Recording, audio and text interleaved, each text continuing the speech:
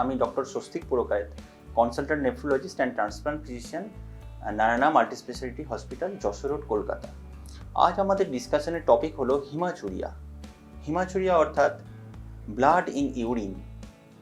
এটা তো আমরা খুব সহজেই বুঝতে পারি যে আমাদের ইউরিনের মাধ্যমে ব্লাড আসছে কিনা।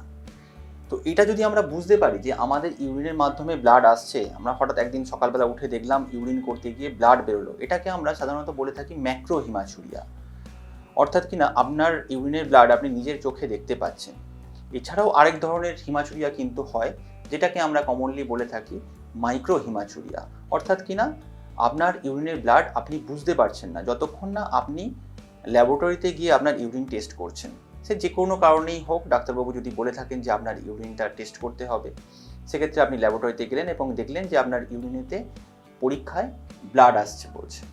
তো এটাকে আমরা কমনলি বলে থাকি মাইক্রোহিমাচুরিয়া। ম্যাক্রোহিমাচুরিয়া বুঝতে তো আমাদের কোনো অসুবিধাই হয় না।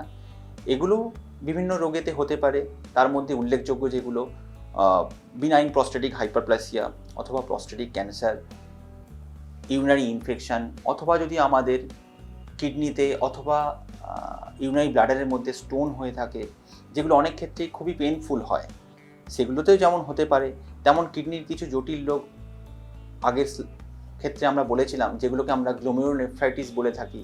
অর্থাৎ কিনা তাতেও আমরা অনেক সময় ম্যাক্রোহিমাচুরিয়া দেখতে পাই।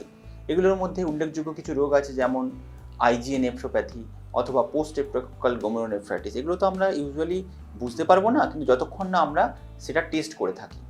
এছাড়াও মাইক্রোহিমাচুরিয়াও কিন্তু আপনাদের নেগলেক্ট করা একদমই উচিত নয়।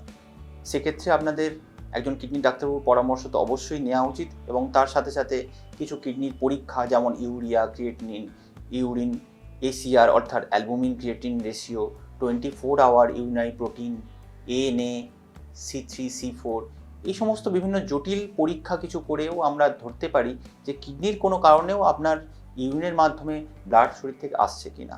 তো এগুলো নিয়েও কিন্তু আমাদেরকে সতর্ক হতে হবে।